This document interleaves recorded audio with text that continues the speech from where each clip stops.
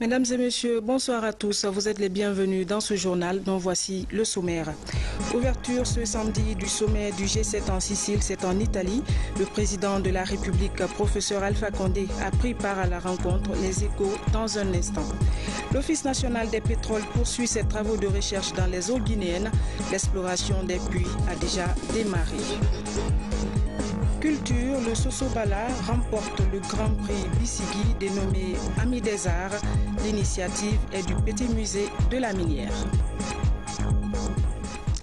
Encore bienvenue à tous. Le président de la République, président en exercice de l'Union africaine, professeur Alpha Condé, a pris part ce samedi au sommet du G7 en Sicile, en Italie. Les dirigeants des 7 pays les plus industrialisés du monde ont facilement trouvé un terrain d'entente sur le terrorisme. Ils n'ont toutefois pas avancé sur le climat ni sur le commerce international. Compte rendu Sanassi Keita. Taormine, une île de la ville de Sicile, en Italie. Elle abrite le sommet du G7 qui a ouvert ses portes ce samedi, 27 mai 2017. Ce rendez-vous de Sicile a réuni surtout les participants permanents du G7 2016 du Japon. Il s'agit des États-Unis, du Royaume-Uni, du Canada, de la France, de l'Allemagne, de l'Italie et du Japon. Plusieurs chefs d'État africains sont également invités à ces assises de l'île de Taormine. Parmi eux, on note surtout la présence du président en exercice de l'Union africaine, professeur Alpha Condé. Toutes ces personnalités se sont penchées sur plusieurs défis planétaires du moment, notamment le commerce international et l'accord de Paris sur le climat, sans oublier surtout le terrorisme. Ces dirigeants ont promis de se donner davantage des moyens nécessaires pour que toutes ces questions soient bien prises en compte et suivies avec une attention soutenue. Et c'est dans cette ambiance de solidarité de voir les puissances du G7 évoluer en harmonie pour le plus grand bonheur de la planète que toutes ces personnalités ont quitté cette île de Taormine en Sicile, située au sud de l'Italie. En marge du sommet du G7, le chef de l'État, professeur Alpha Condé, a échangé avec plusieurs personnalités, notamment le président de la République française et les premiers ministres du Japon et du Canada. Au menu des entretiens, le renforcement de la coopération bilatérale. Retrouvons Sanassi Keita. Dans ce calendrier très chargé du président de la République de Guinée, président en exercice de l'Union africaine, plusieurs rendez-vous. Le premier commence avec cette rencontre entre professeur Alpha Condé et Emmanuel Macron. Les deux présidents, en compagnie de leurs délégations respectives, ont discuté de plusieurs sujets d'intérêt commun entre la Guinée et la France. Le président de la République française a dit toute son intention à son homologue guinéen de renforcer et de mieux diversifier les relations d'amitié et de coopération qui ont toujours existé entre Paris et Conakry. L'électricité, la santé, la formation et la sécurité sont entre autres questions largement abordées au cours de cette rencontre. Dans la même dynamique de coopération, le chef de l'État rencontre le Premier ministre du Japon pour le deuxième rendez-vous de ce samedi, 27 mai 2017. Ces entretiens entre professeur Alpha Condé et Shinzo Abe gravitent autour du renforcement des relations d'amitié et de coopération entre le pays du soleil levant et la Guinée. Des sujets comme la santé, les nouvelles technologies de l'information et de la communication, ainsi que la construction du pont de Kaka dans la préfecture de Koya et plusieurs autres infrastructures routières ont été évoquées. Le Premier ministre Shinzo Abe n'a pas manqué de manifester son désir au professeur Alpha Condé de soutenir sa politique de développement mise en place en faveur de l'ensemble des Guinéens. Ce troisième rendez-vous du président de la République est celui avec le Premier ministre du Canada. Professeur Alpha Condé et Justin Trudeau ont parlé dans plus d'une quarantaine de minutes du renforcement des relations de coopération entre le Canada et la Guinée. Au centre des échanges, plusieurs questions, notamment l'ouverture d'une ambassade canadienne à Conakry. Cette représentation diplomatique permettra sans nul doute de mieux renforcer les relations d'amitié et de coopération entre les peuples guinéens et canadiens. Le chef de l'État, professeur Alpha Condé, s'est par ailleurs entretenu avec plusieurs autres personnalités du monde. Premier jour du mois saint de Ramadan, pendant un mois, les fidèles musulmans vont se consacrer à la dévotion à Dieu. C'est la raison pour laquelle ils observent le jeûne pour bénéficier de la miséricorde de l'être suprême. Un fort engouement est constaté dans les lieux de culte à Conakry, dans les rues également. Des changements sont constatés. Reportage d'Yanos Mandialo. Mois d'intense spiritualité, le Ramadan a débuté en Guinée ce samedi. Dans les lieux de culte, l'affluence dépasse celle des jours ordinaires. Les musulmans mesurent la portée du mois et se rapprochent davantage de leur Créateur par la prière et la lecture du Coran, livre saint des musulmans, dont les premiers versets ont été révélés au prophète Mohammed durant ce mois. Merci Dieu, le carême est venu en bonne santé, que Dieu nous fasse, que Dieu nous donne ce qui est bon, le bonheur de la carême. Grand plaisir pour un musulman, parce que Dieu, c'est le bonheur.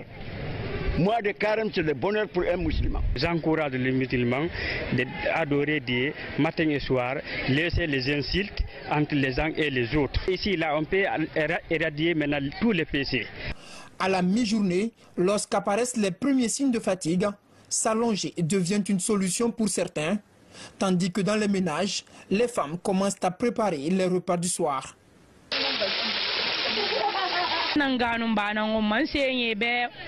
C'est une occasion pour moi de chercher des bénédictions auprès de mes parents. J'exécute les tâches ménagères et je les aide pour leurs petits besoins.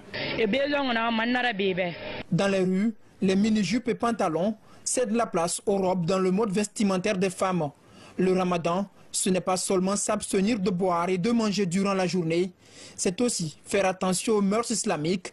Les Guinéennes en sont conscientes. Le mois, on doit respecter le mois de Ramadan, même les habillements, la manière dont on se tresse, donc tout doit être changé. Ce mois saint et propre, bon, ça va nous permettre d'enlever beaucoup de nos péchés. Bon. Durant tout le mois, les musulmans vont doubler d'ardeur dans la pratique de l'islam.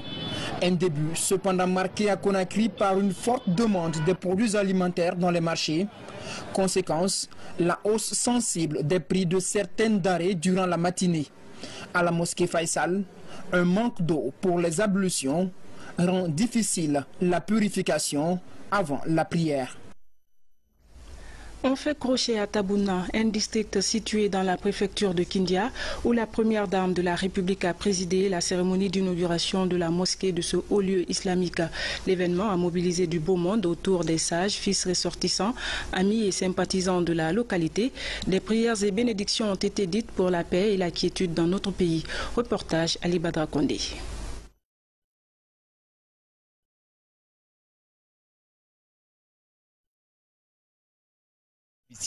De la reconstruction de sa mosquée âgée de 104 ans.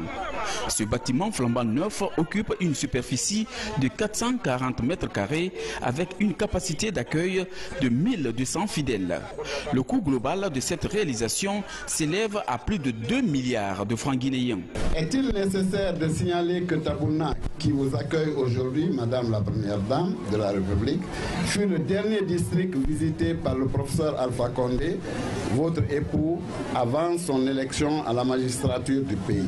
Nous restons profondément reconnaissants pour la tenue de ces promesses et tous ceux qui ont apporté chacun leur pierre aux édifices qui se sont concrétisés aujourd'hui. Excellence, Madame la Première Dame, votre venue aujourd'hui dans ce village saint de Tabouna pour l'inauguration de sa nouvelle mosquée, Maison de Dieu, constitue pour nous une fierté, une marque d'estime et un honneur plein de signification.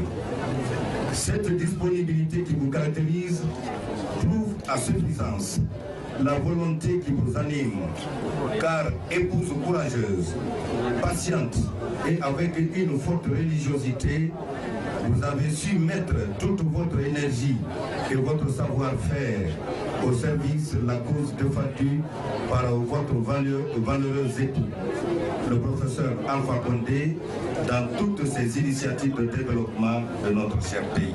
Ce qui est là aujourd'hui à Tabouna, jamais vu. Nous remercions Madame la Première Dame qui a vraiment accepté l'invitation de la jeunesse de la Basse-Guinée, venir jusqu'à Kindia. Elle a parcouru de kilométrage pour être là. Malgré l'état de la route, elle a accepté et elle est là aujourd'hui parmi nous. Nous la remercions infiniment. La reconstruction de ce temple de Dieu est rendue possible grâce au financement du ministre d'État chargé des Transports, Owe Gilavogui, l'un des fils du terroir. J'ai fait beaucoup d'infrastructures religieuses, mais celle-là, celle de Taboula, est vraiment historique. Je suis très heureux, ça me donne le courage d'en faire autant, à des lieux sacrés et non sacrés, là où vivent les fidèles musulmans. Il faut apporter la contribution de l'État. Ici, ça fait partie, n'est-ce pas, d'une des contributions de l'État. C'est vrai que c'est moi qui porte le chapeau aujourd'hui, mais je le dédie à tout le gouvernement, au chef de l'État, en personne. Le village de Tabouna a été fondé vers 1500.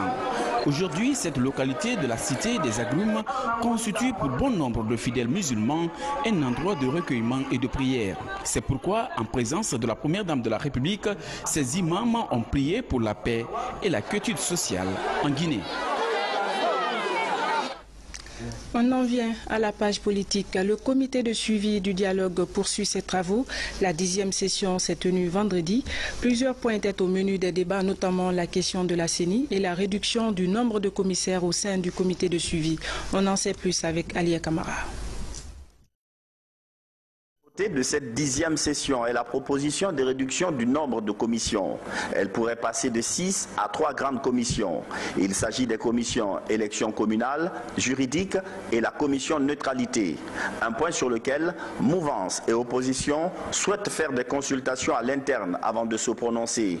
Le cas de la CENI est une nouvelle fois évoqué. L'institution électorale a encore décidé de décliner l'invitation du comité. La CENI a l'obligation de recruter un opérateur pour l'audit du fichier. Je crois que le ministre de l'administration du territoire, président du cadre du dialogue, a anticipé en adressant une correspondance à la CENI et nous espérons qu'au courant de la semaine, la CENI doit pouvoir répondre et relancer le processus de recrutement de cet opérateur. La CENI aujourd'hui avance comme argument la non-promulgation du code électoral. La CENI dit qu'ils n'ont pas de base juridique pour nous produire un chronogramme, même si nous ne sommes pas d'accord. Je crois que si ce code est promulgué par le président de la République, la CENI n'aura pas de faux fuyants pour ne pas participer aux activités du comité de suivi et nous produire un chronogramme pour les élections locales. Cette session reprend après une longue pause pour des raisons de calendrier. La proposition de réduction du nombre de commissions faite par le président du cadre de dialogue vise à donner plus de lisibilité aux actions du comité.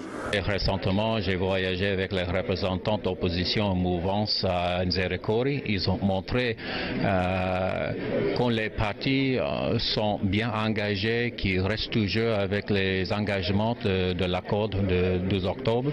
Alors c'est bon de voir qu'ils ont recommencé. Il y a fusion. 2 commissions anciennement ont fusionné pour donner une. Et de 6, nous revenons à 3, mais c'est une proposition que le président du comité de suivi du dialogue que je suis est faite aujourd'hui. Et vous avez vu, les parties prenantes au dialogue, société civile, mouvance et opposition, ont demandé un petit temps de réflexion autour de cette nouvelle fusion pour pouvoir évidemment se prononcer dessus. La rencontre a permis d'aborder d'autres points. Le comité a bon espoir que le code électoral adopté récemment par l'Assemblée nationale bénéficiera du soutien de la Cour constitutionnelle. Fin de mission de la délégation du Fonds monétaire international à Conakry, mission au cours de laquelle elle a échangé avec les responsables des ministères de l'économie et des finances, du plan, du budget et de la coopération internationale. L'objectif était d'évaluer les performances macroéconomiques de la Guinée après la conclusion l'année dernière du PPTE, compte rendu à Bibtiam. Une rencontre technique à huis clos entre la délégation du Fonds monétaire international et le trio Movira que sont le ministère de l'économie et des finances, du plan et de la coopération internationale et celui du budget. Il s'agit là d'examiner le progrès macroéconomique qu'a enregistré notre pays après la conclusion l'année dernière du PPTE. Ça de la mission est un constat de poursuite de la part du gouvernement d'une gestion budgétaire maîtrisée, qui est assise bien sûr sur la poursuite de la mobilisation des ressources, mais également le contrôle et la qualification de nos dépenses, et la maîtrise également de notre inflation, également la stabilité de notre taux de change. Donc je dirais que de manière générale, on peut dire que c'est satisfaisant. Voilà. Selon la ministre de l'Économie et des Finances, les échanges ont aussi porté sur des perspectives économiques pour la Guinée qui rêve d'atteindre une croissance forte d'ici à 2020. Au mois de juillet prochain, une mission du FMI est attendue pour engager de nouvelles négociations pour un futur programme. 2 coopérants militaires russes viennent d'être décorés par le ministère de la Défense nationale pour service rendu à la Guinée. L'un était spécialiste en équipement électrique des engins blindés et l'autre occupait le poste d'attaché militaire naval et de l'air auprès de l'ambassade de la Russie en Guinée. Le film de la cérémonie avec sergent-chef Lamine Sanakamara. Le colonel Yuri Savateev et l'ingénieur en chef Vassili Lemziakov sont coopérants militaires russes. Après 4 années de loyaux services rendus à la nation guinéenne, ils quittent le pays. En reconnaissant de leur rapport, ils sont successivement élevés au grade de grand officier et de chevalier de l'ordre national du mérite. Un geste du président de la République. Mon départ est prévu pour demain. Mais mon cœur reste avec la Guinée et avec la population guinéenne. Grand merci encore une fois. Prospérité et santé pour vous, pour votre famille, pour les officiers et le succès dans votre travail très difficile pour la sécurité de le pays. Je remercie le président Alpha Condé pour cet honneur et je peux vous assurer que la Russie sera toujours à la hauteur des espoirs et de l'attente de nos amis guinéens. La Guinée et la Fédération de Russie capitalisent plus d'une 50aine d'années d'amitié et de coopération. La hiérarchie militaire se réjouit de la consolidation de ces liens. Ces décorations constituent un acte fort de magnanimité et de pleine signification par lequel Son Excellence Monsieur le Président de la République, chef des armées, récompense les bons et loyaux services rendus à notre pays par ses coopérants durant leurs missions respectives dans le cadre du renforcement de la coopération militaire entre la Fédération de Russie et notre pays. Depuis l'indépendance de la Guinée, la Russie a formé plusieurs cadres militaires, notamment dans le domaine de la marine, des blindés, de l'artillerie, de la médecine et de l'aviation. Elle était beaucoup impliquée dans la récente riposte au virus Ebola en octroyant un hôpital militaire sans occulter son implication dans la maintenance de divers équipements des forces armées. Les cadres de la douane, de la police, de la gendarmerie et de l'OCAD étaient récemment en formation dans le cadre du projet Madao 1. C'est grâce à l'appui de l'Organisation mondiale des douanes. Le point avec Alassane Diogobari. Comment renforcer les contrôles aux frontières pour lutter contre la contrebande des marchandises? C'est la préoccupation qui sous-tend la création de la plateforme CENCOM qui sera bientôt fonctionnelle grâce à l'appui de l'Organisation mondiale des douanes. Au niveau de l'OMD, il y a un projet qu'on appelle le projet Madao. C'est un projet qui porte sur la modernisation des administrations douanières pour les douanes de l'Afrique de l'Ouest. Donc notre administration en a bénéficié grâce naturellement à l'implication des autorités guinéennes. Et aujourd'hui, nous sommes à la 2e session de formation. La première avait eu lieu, je crois, il y a quelques mois. Et cette fois-ci, on a tenu à former des formateurs qui vont donner après la connaissance requise à d'autres personnes, et tout cela dans le cadre de la lutte contre la fraude. L'objectif de l'apprentissage est d'assurer l'opérationnalisation de cette plateforme en vue d'assurer la communication entre les agents à travers les différents postes de douane. Là, nous avons donné une formation pour se préparer à cette opération, c'est-à-dire donner à l'ensemble des participants une formation qui leur permet de faire le ciblage des passagers, de reconnaître les produits stupéfiants, de savoir ce que c'est comme blanchiment, également de servir l'outil de communication sécurisé, le CENCOM, que l'organisation est à la disposition donc de l'ensemble des participants pour cette opération. Et tous ceux qui étaient là aujourd'hui vont faire les formations en cascade, c'est-à-dire qu'ils vont former les agents de terrain pour que le jour de l'opération, tout le monde soit au top. En plus des douaniers principaux concernés, cette formation s'adresse également à d'autres auxiliaires comme la police, la gendarmerie, l'OCAD et les conservateurs de la nature, une formation hautement salutaire pour améliorer les communications. Le contrôle va changer de cap. Cette fois-ci, on ne contrôlera que lorsque on a des renseignements sûrs permettant à l'administration des douanes de faire des contrôles ciblés. Et l'objectif principal, c'est comment contrôler moins et mieux. Il faut éviter les contrôles de routine, il faut faire des contrôles scientifiques, des contrôles ciblés, des contrôles sur des risques avant et après la conduite en douane. La coopération entre les services de gestion des frontières et ceux analogues des pays voisins, le renseignement, le ciblage et le contrôle sont des étapes dans la lutte contre la fraude. C'est dans le but d'accroître les capacités opérationnelles de la douane guinéenne que s'inscrit donc cette formation. L'Office national des pétroles poursuit ses travaux de recherche dans les eaux guinéennes. L'exploration des puits a déjà démarré. La plateforme pétrolière Pacifique affrétée par Hyperdynamic et son partenaire est enfin arrivée sur les larges des côtes guinéennes. Explication Falilou Diallo. Après 1979-2012, c'est la troisième tentative pour forer un puits pétrolier sur les côtes guinéennes. La plateforme Pacifique Sirocco est déjà sur les eaux pour les travaux préparatifs et la mise en place technique. Et la fin de cette opération est prévue dans 42 jours. Donc à ce stade-là, on n'est pas encore au niveau de la découverte, il faut le dire, on n'est pas au niveau de l'exploitation. Il s'agit d'une exploration.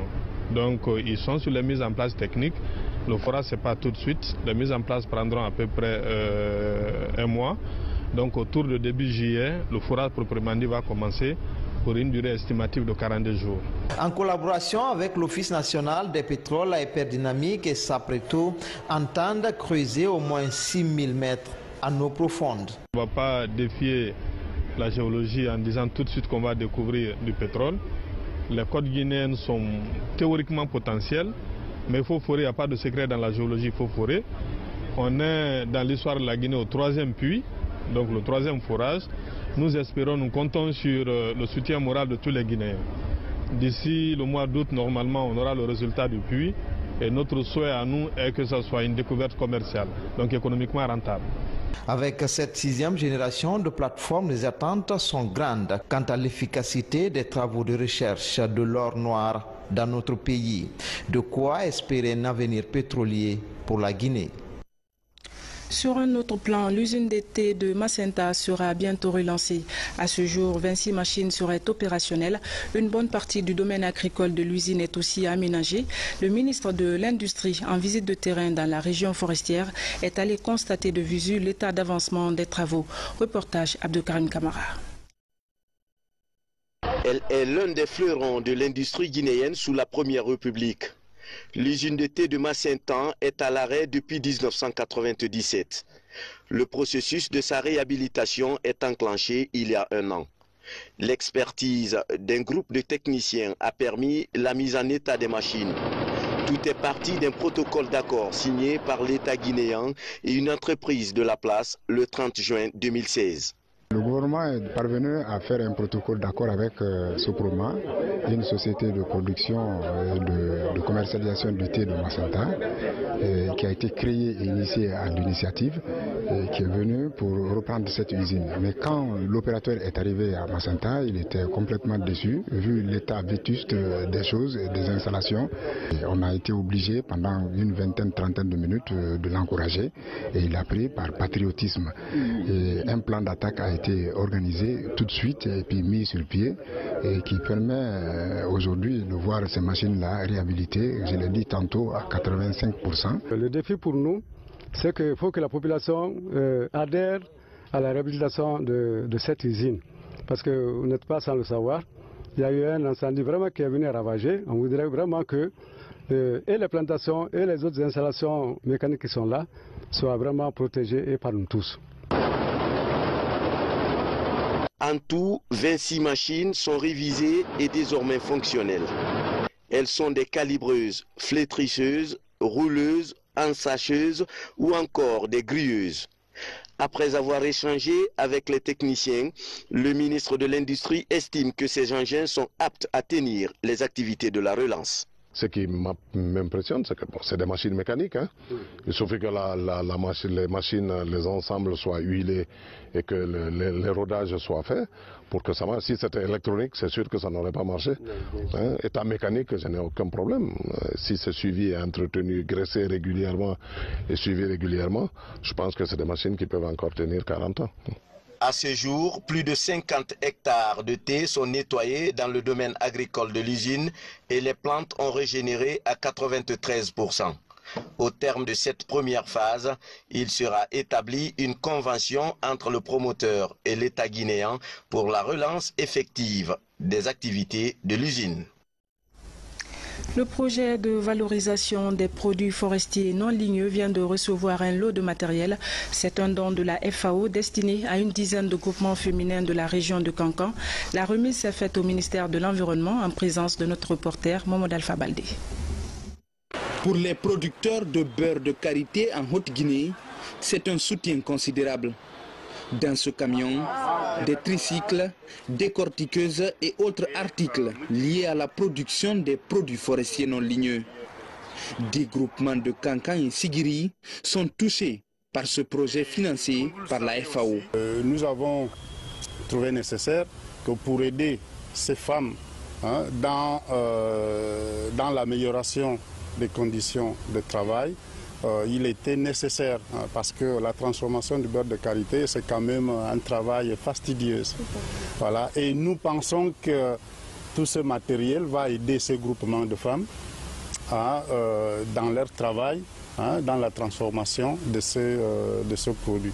À travers ce don, les groupements bénéficiaires pourront accroître leur rendement et améliorer la qualité de leur production pour être plus compétitifs sur le marché. On rassure ici la FAO à travers son représentant que ces équipements et ces matériels seront utilisés à bon escient. Dans le souci de garantir une meilleure utilisation du matériel, un appui technique est aussi accordé aux groupements bénéficiaires. Page santé, direction la ville de Koya. Le projet HC3 réhabilite l'hôpital préfectoral sur financement de l'USAID. Le coût est estimé à plus de 74 000 $ américains. Le geste vise à promouvoir la santé maternelle et néonatale dans cette préfecture. Reportage Kiano Maroufba, Younousa Tawel Kamara. Construit dans les années 50, l'hôpital préfectoral de Koya enregistre aujourd'hui 10 accouchements par jour avec un taux de fréquentation au-dessus de la moyenne. Une fréquentation due à la qualité des prestations, des acquis qui mettent les patients en confiance. Quelle que soit ta souffrance, si tu arrives à cet hôpital, les médecins s'occupent bien de toi. Même si tu n'as pas d'argent, ils te soignent gratuitement. La fréquentation est normale, tout. Et les césariennes, nous faisons jusqu'à 7% des césariennes. Nous pouvons dire que nous sommes l'hôpital seul qui fait ça en Guinée. Mais on n'a pas d'imagerie et c'est tout. Après son extension en 1993, c'est la deuxième rénovation de l'hôpital préfectoral. Les travaux ont consisté à reprendre la peinture, le plafonnage, l'approvisionnement en eau potable et la climatisation des salles. La réalisation des travaux a été rendue possible grâce au projet HC3 sur financement de l'USAID. Ça va améliorer l'utilisation des services de santé. Parce que notre volet de rénovation rapide, c'est pour créer un peu la confiance entre la communauté et les structures de santé. Nous allons prendre toutes les dispositions pour pouvoir assurer la maintenance et l'entretien de ces installations. Parce que on avait soif d'une telle réalisation. La réhabilitation de cet hôpital préfectoral a coûté plus de 74 000 $ au projet HC3. Avec cette réhabilitation qui améliore le cadre de travail, les autorités de cette structure sanitaire comptent qualifier davantage leurs prestations. Et puis, restons à l'intérieur du pays. Un bloc de latrines modernes pour les vendeuses du marché de Farmouria dans la préfecture de Forêt-Caria. C'est un geste du président de l'Assemblée nationale. Objectif, épargner ces femmes des maladies diarrhéiques en cette période de grande pluie. Voilà la remise de ces latrines modernes pour les vendeuses du marché de Farumoria dans la préfecture de Forikaria. Un mot de culture pour refermer cette édition. Le Sosobala vient de remporter le Grand Prix Bissigui dénommé Ami des Arts. 4 objets emblématiques inspirés des régions naturelles et conçus grâce au génie créateur des jeunes sortants de l'ISAC de Dubrika étaient en compétition. L'initiative est du Petit Musée de la Minière. Reportage Maurice Sidibé. Ils sont tous inanimés, mais ils déambulent dans les différentes rues de Conakry. Des objets d'art emblématiques inspirés des 4 régions naturelles de la Guinée. Le regard séduisant de la Dame de Mali dans toute sa splendeur. Le Sosobala, l'instrument sacré du manding, symbole de liberté et de cohésion. L'arbre de la forêt, l'expression des richesses de la faune et de la flore. Et la pirogue de la Basse-Guinée. Ce carnaval nocturne est un véritable moment de fête. Ça fait longtemps que je n'avais pas vu ces trucs pareils en Guinée. Ça me permet la joie, le sentiment aussi de voir les 4 régions naturelles, de pratiquer les trucs traditionnels, pas pour les étrangers, mais pour la Guinée aussi. Le défilé de ces lanternes des régions naturelles de la Guinée se déroule sous le regard vigilant du jury. Après la délibération, le Sosobala remporte le Grand Prix Bissigui Ami des Arts avec un chèque de 15 millions de francs guinéens. Nous sommes très émus. Nous remercions la Bissigui, nous remercions le Petit Musée d'organiser ce concours pour que l'art et la culture se perpétuent, se développent en Guinée. Le Sosobala a été l'œuvre la plus parfaite par la luminosité, et quant à la technique utilisée, à l'art, au génie créateur, le Sosobala a présenté toutes les caractéristiques qui étaient recherchées. Après 50 ans, le lantan fait son retour en Guinée. À travers cet événement culturel, les initiateurs apportent leur contribution dans la réhabilitation et la sauvegarde du patrimoine culturel guinéen. Le lantan a besoin d'être relancé. Nous avons réussi pendant 1 heure de temps à faire rêver tout le monde sur le boulevard avec des objets extraordinaires qui ont été fabriqués par le génie créateur de ces jeunes Guinéens. Donc nous allons continuer, oui, le lantan doit vivre. Depuis 2013, la Fondation du Petit Musée de la Minière organise ce concours artistique doté de trophées protecteurs des arts et cultures. Une compétition qui permet aux artistes d'exprimer leur génie créateur. Page noire, la RTG en deuil. Gaspard Nieba, journaliste reporter à la télévision nationale, a tiré sa révérence hier vendredi à l'hôpital Ignace Dine des suites de longues maladies. Gaspard Nieba a parcouru tous les coins et recoins du pays. La RTG perd un de ses meilleurs travailleurs. La levée du corps aura lieu ce lundi à Ignace Dine, suivi des prières à l'église Saint-Michel de Koléa et de l'enterrement au cimetière de Cameroun. Que son âme repose en paix. Amen. Voilà, mesdames et messieurs, c'est la fin de ce journal. Merci de votre aimable attention. Le programme continue aussi sur notre site internet www.rtgkoloma.info. Bon début de Ramadan aux fidèles musulmans. Bonsoir et à demain.